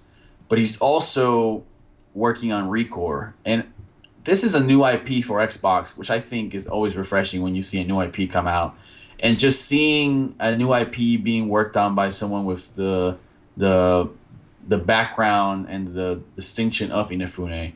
I have high expectations for this game, and last I heard, this game Recore was supposed to come out in 2016. I don't know if that's gonna stick. I have a feeling that they're gonna push it to 2017, like maybe like a spring 2017 release, like around March or April, when there's not a lot of games coming out. It's not there's no Call of Duties coming out. There's no Battlefields coming out. That's like the safe time of the year to release new IPs, just to see how they sell when no one else is spending money on anything else out there. Any other thoughts on Recore? I just want to hear more. I'm excited to find out more about it and just kind of see what it actually is. Absolutely. And on top, and besides that, there's the new Forza. Nathan, you said you're a Forza guy, right? I'm not a Forza guy. I'll be honest, I don't get anything from racing games. Is this something that you're looking forward to? Like the new Forza game is supposed to, they do they've been doing the yearly releases, right? Isn't that what they've been doing? So this year is a Horizon year. So last year was a full Forza year. This will be a Horizon 3 year if they release it this year. And it sounds like Mo has an opinion on Forza Horizon, but Horizon 2 was excellent. Mo? Mm-hmm. I love the Forza games. The Horizon series is my favorite. Like, I prefer that open world, go where you want to kind of atmosphere. And so I'm jacked. I'm ready to go. Like, Forza it's been the racing game. Like, I know other people are gonna be like, oh, Mario Kart's more fun, blah blah, or Sony doesn't have one anymore. So, but I love the Forza series. I do. I love the car customization. I love buying the parts. I love the fact that they actually for kids who don't know anything about that stuff, I love that they share that. I love that they share the actual components, the actual pieces of building this car, making it faster, making it more powerful. I'm a huge Forza fan. I'm jacked. I really hope that it's going to be Horizon 3, and I'm ready to go. If you had to tell a Forza noob like myself the difference between the Forza games and the Forza Horizon games, I honestly I'm kind of embarrassed, but I honestly have no idea. No, you're good, brother. Forza would be more like NASCAR style, driving courses, round in circles, different maps, that kind of stuff. Horizon, you drive wherever you want to in your car. You're cruising around these beautiful landscapes, and then you race courses cross country off those landscapes. So you're like, oh, we're gonna race from this city to this city. And you literally are racing. You can take shortcuts. I used to love. I always drove my favorite car, or I love Jeeps, and so I would rock a Jeep Wrangler, and I'm jumping my Jeep Wrangler off of mountains and watching it tumble as I'm taking shortcuts instead of using the roads. I'm cutting through the scenery to try to beat you to our destination. Roads. It sounds to me like where Forza you're Horizon. going, you don't need roads. It sounds to me like Forza Horizon is a much more attractive experience. It is. Regular Forza. For sure. Yeah. I'm surprised people play Forza at all. Like, I mean, Horizon. I mean, just from the way you described it, well, they both Horizon have, just seems like way more appealing. They both have great aspects. Like, I've played Yeah. 6 and 5 for the Forza Motorsport series, but I've also played the Horizon series. I mean, I prefer the Horizon series just for the open worldness and just for the like he said, it's beautiful. The vistas are amazing, but you get different effects, and if you're more of a gearhead and you're really more into tuning your car and adjusting your tire pressure and your inches of your spoilers and your bumpers to get that maximum grip and that feel and that control of the car, motorsport's for you. If you want minor bits of that and just a little bit of customization, but you want to just have a fun experience and crazy races that are just really cool, like you can race planes and trains and all kinds of stuff, and automobiles. And you can also just have tons of fun in the game. And I always love in Forza Horizon how when you drive around, there's just random cars, and you can race any random car around. And there's just like you can see Coach Mo driving by, or you can see Spider Jedi driving by, and you can just go race them real quick. It's just fun. That's pretty sweet. That's actually pretty awesome. Okay, so after hearing you guys talk about Forza, I feel like it's a game that I would be willing to check out. Maybe I don't know if I would like straight up buy it at full price, but it's definitely something that I'd be more willing to give it a shot. You need to rent or like check out Forza Horizon 2. It's fantastic. It's a great game. Finally on E3, I personally, once again, all of what we're saying is based on common sense and maybe some prophecy, because we don't know exactly what Microsoft is doing at E3. They haven't really said much. But if you just take a look around your Xbox Live dashboard, you'll see a big emphasis on independent games and indie games. The ID at Xbox, I think that's what it's called. It's like their new initiative to basically get independent developers to launch their games on Xbox One. And they're doing something right now called Indie Fest 2, and they have different game developers and games highlighted, and they have different sales going on that are specifically geared towards indie games. Right, and that's actually how I bought Lifeless Planet through that. And that you can see me play some of those videos on YouTube if you can handle the very, very, very long campaigns that is just you walking around the desert of a lifeless planet. But don't let that stop you. It's a great game. I personally feel that Microsoft is really pushing the independent game scene. And we have games like Ion, Cuphead, and Ashen, which were announced last year, and we should hear more about those this year. I honestly believe we're going to get a full plate of new independent games that Microsoft is pushing. Because I feel like basically the way Phil Spencer is dealing with independent games, he wants the Xbox to be the platform for indie development in this console era. And I think he's doing a really good job at it, to be honest. Like outside of PC gaming, if you want to play an indie game on a console, you need to play on the Xbox One. Because we're the ones who are like pushing these independent developers to get their games out there to you guys, So is there any indie game that you guys are heard about or looking forward to or something like that? I thought I heard somebody drop that they're already talking about an Unravel 2. I really enjoyed Unravel, and so Yeah, I had a blast. Okay. I think Unravel might be the prettiest game I've played on a next gen console. And a lot of people are gonna be like, "What?" And I'm like, "No, you see the yarn, you see the grass that's out there flowing. I think it's just gorgeous. I think they did an excellent job. And yeah, it's a platformer, but it's a really fun create your own path platformer on how you're solving these puzzles. I love it. I really did. I'm still a big Unravel fan. So yeah. How about you, Nathan? Oh, sorry. Go ahead, Mo. Oh no. You're good, brother. I'm hoping I'm hoping that's not just a rumor. I hope they do say Unravel 2 or Yarny's Revenge is coming next year. Man. How about you, Nathan? Is there any indie games that you have seen on Xbox Live or you're looking forward to maybe announced at E3? Nothing that you mentioned. Cuphead already. That's really the only indie game on my radar at this point. But I'm not huge into the indie scene. There's been a few games that have captured my attention from the indie developers, but for the most part, for Xbox, the one that comes to mind is definitely Cuphead. Yeah. I feel like for the most part, indie games are they're built for an acquired taste. Just like Mo, he really enjoyed Unravel. It didn't really get to me. But I feel like that's kind of like the thing, right? You have this independent developers who have an idea for a game they really want to make, and it may not make them a lot of money, but hopefully it will be enough to cut their losses or at least cut even.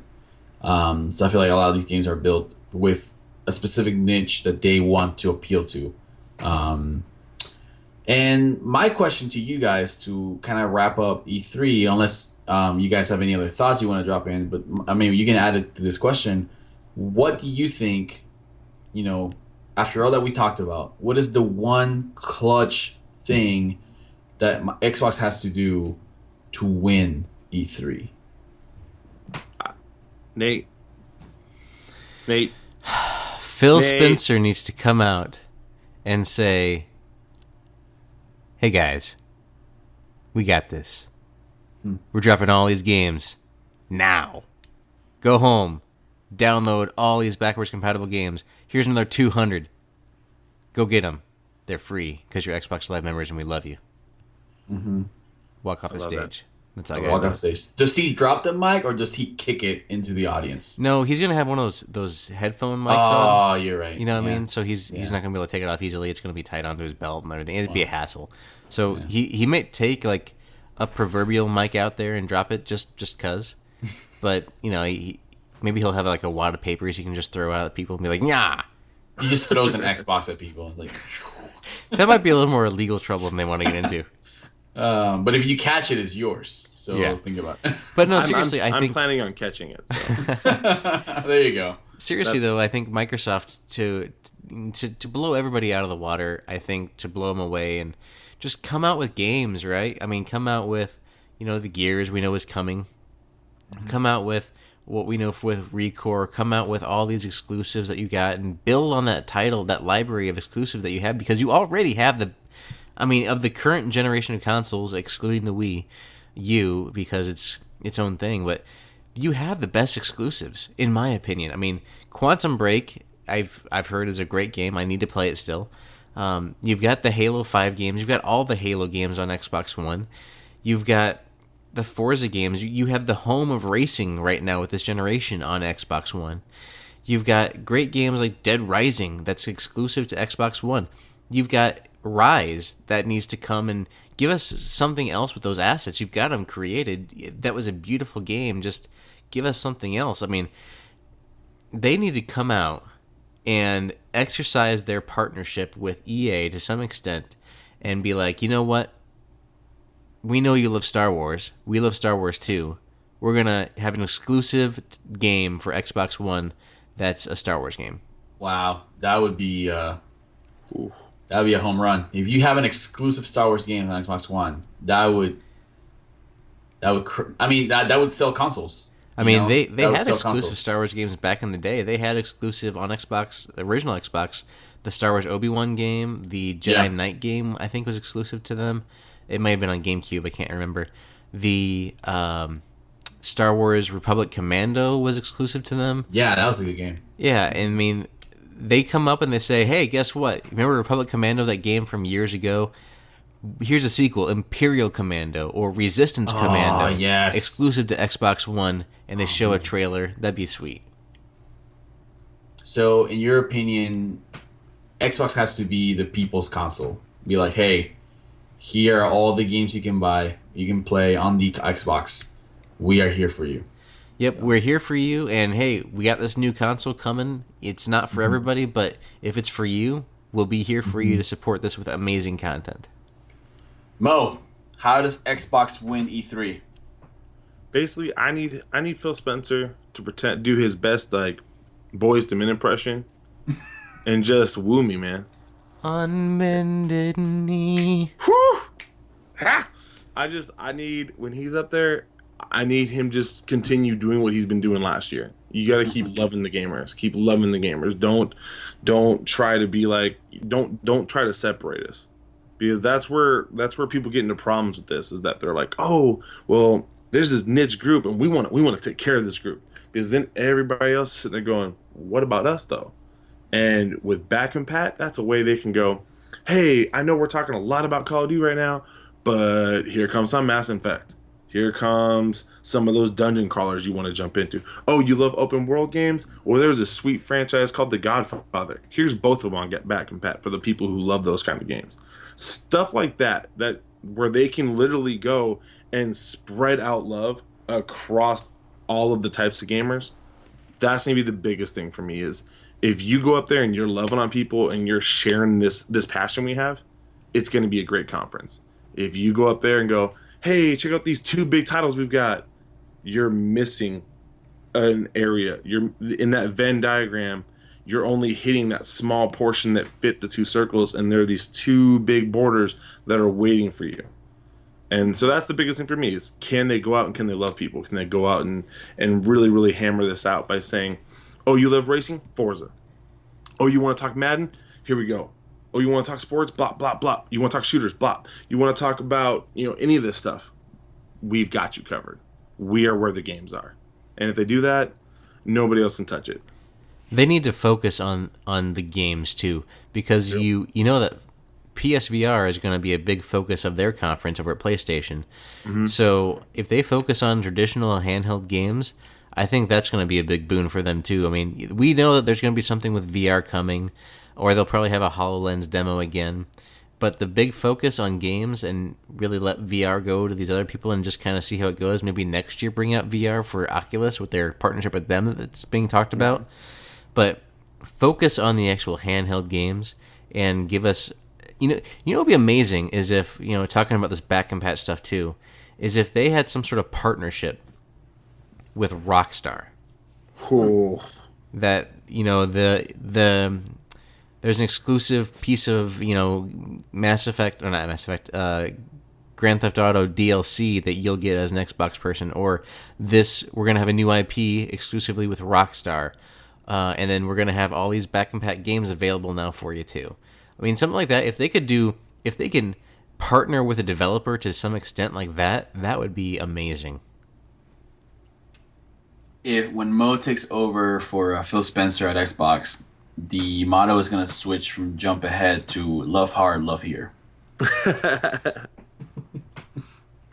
As for me, I agree with both of you. I think at the end of the day, Microsoft, you know what? You're not going to catch up to PlayStation 4 on their 40 million consoles. That's no longer the objective. The objective is to make the Xbox and Xbox Live experience the best experience for your average Joe out there. That means you continue to back up excellent service on Xbox Live. I mean, I've never been dissatisfied with the Xbox Live experience. And, even the details count. From chat to the quality of the sound, the how easy it is to add people, to create parties. From small things like that to just like you guys said, focusing on the players, focusing on the games. Hey, here are all these games that you can play right now. And for me, I agree. Like, it has to be the people's console. It has to be the console that people want to play on, that people want to play the games that they loved growing up playing on, and where people can play the best lineup of exclusives. Halo, Gears of War, Crackdown, plus the upcoming ones like Sea of Thieves, Scalebound, etc.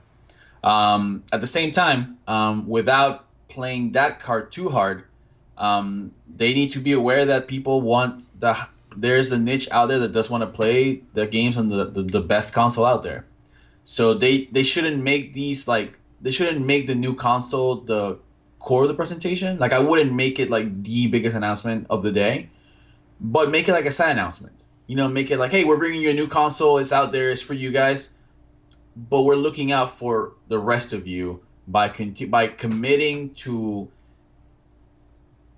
all the number of years that they can commit to the Xbox One, to show people that, hey, we're releasing this new hardware, and yet we're going to support the Xbox One as if it was not like the older product, but as if it was one of our current products that is just aimed at a specific demographic. For example, like, I have a Fitbit, right? It's those little watch thingies that track your steps and your heart rate and stuff like that. And there's different price ranges. I have the $150 Fitbit. But there's like the $300 Fitbit. I don't need the $300 Fitbit. But the $150 does exactly what I need it to do, and is supported, and is a great quality product. If they release a new console, that's how they should be. It should be like, hey, here's a new console, but you know what? We're gonna treat the Xbox One as new console with the same amount of dedication and professionalism and support that you would like and that you demand from us. So yeah, so in many ways, I agree with you guys. Xbox wins E3 by being the people's console and by Phil Spencer going up there with an indie or trendy T-shirt, not a suit, not a polo, a gamer T-shirt and jeans with his dorky self and being like, I love you guys. I'm Phil Spencer. I'm one of you guys. I'm a gamer. Can someone help me do Challenge of the Yellows on Destiny because I'm struggling, you know? Yeah, so that's it. That's what I got. That is E3. That is Very Xbox cool. E3. Awesome. Well, there you have it, folks. We've discussed Xbox on their path at E3. So, what do you think? Do you think Xbox is going to be able to woo you as a gamer? Shoot us a tweet. Shoot us a tweet over at _PSVG. Or you can shoot us an email, playsomevideogames@gmail.com. We'd love to hear what you think and your thoughts on Xbox and what they need to do at E3. Gentlemen, what do you have to plug? Q? Yeah, this is I recently started a new Twitter account called Gamer Foods. You know, Gamer Foods. It's pretty simple. Yes, that Twitter handle was available. Like Don't ask me why it was Twizzlers available. And Cheetos and nachos? Yeah, well, that's what Gamer Food tends to be. Hopefully, you know, this is not too boring, but I've decided lately that I'm gonna take a better approach to my health because I want to live a long time. The motto of Gamer Foods is eat healthy, play forever. You know, if you have a good diet and you exercise, you'll be able to play video games for forever. You're gonna live forever. We're all gonna live forever. So yeah, I mean, you just checking me out on Twitter. I try to post, you know, pictures of what I'm doing. Maybe post some recipes, post some stuff out there to just help people, help gamers and nerdy people that I love and I'm part of. Help that's demographic of American and Western culture be able to, hey, you can play, you can be a gamer, you can spend a lot of hours sitting down at the couch and rocking some video games, but you can also, you know, make healthy choices about life. So that's my personal project. And as always, I want to tell people to go check out our YouTube channel, the PlayStationVideoGames.com YouTube channel. Just look us up on YouTube. We're constantly uploading videos like playthroughs and let's plays and stuff like that. And if there's any kind of content that you would like to let us know via Twitter, Gmail, you know, the works. That's it. Mo? I'm trying to decide which way I want to go with this, and I got to do what the heart says. We were talking about Boys to Men, and I don't want to get to the end of the road and not be able to let it go. So I got to do this. Listeners, if you do me a solid, I need you to tweet at McBiggity. Yep. Marty 2 G's, Sleva. 2 T's. 2 G's, 2 T's. At Marty Sleva with the hashtag Coach and Marty drinking beer. Just let them know. Because I'm going to E3, and all I want is to hold hands with that sexy man. Oh, yeah. Hang out with him. Because I think he's one of the funniest, most creative people at IGN. I love the dude. I know we're talking about another website, and I know Kevin's going to get mad at me. Kevin, I'm so sorry I did this. Donnie, please don't beat me up. But I'm going to E3, and I would love to meet that guy, and I'm fanboying a little bit.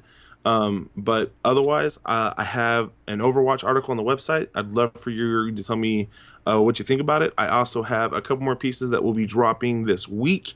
So I'm really excited to just share my thoughts with you and go from there. We love you guys. What if we start a campaign to get Marty Sleva on? Marty on PSVG. But that's the week that he can make it the 1 week that Mo cannot be on the podcast. I'm fine with that. I'll listen. I will just listen and cheer. Very I think cool. we should try it. We should try to bombard their Twitter accounts with requests to come on the show. Marty and Mo. Mo and Marty. Yeah. Mo and Marty in the morning. Mo and Marty. Ba, ba, ba, ba, ba. This is going nowhere fast. LOBORICAN. So for me, check out the website, playsomevideogames.com. There's all kinds of stuff going on over there. I will be in the San Francisco Bay Area the first weekend in June. So if you're listening to this and you know of a place that you think I should go get a beer or some delicious sourdough bread or have a beer with you, let me know. Hit me up on Twitter at SithNightmare, SITHKNIGHTMARE, and let's go get a brew. Other than that, you can go check out my other podcast at Entertaining Pod on Twitter. It is called That's Entertaining. This week, I was joined by the ever sexy dulcet tones of Mr. Mo Mahoney. And we discussed X-Men Apocalypse. So it was a good time, had by all. Truth bombs. Gentlemen, thank you for joining me. And dear listener, thank you for lending us your ear for this almost 2 hour, let's say. I don't know how long it'll actually be, but it's been a pleasure to discuss Xbox, and hopefully you had a pleasure listening to it. Kevin likes to say never stop gaming, but Kevin's not here. So I will end you with this. Never. LOBORICAN. Yes. I'm sorry. I can't help myself. Man, you stole Nathan's thunder so bad. That's fine. So I will end it with this. LOBORICAN. Yeah! LOBORICAN!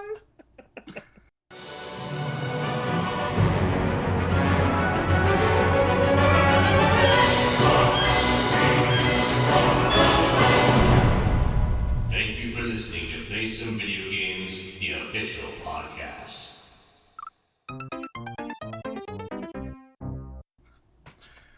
This better make it to the show. This better make it on the episode. Good show, guys. Good job. It's the end. It's the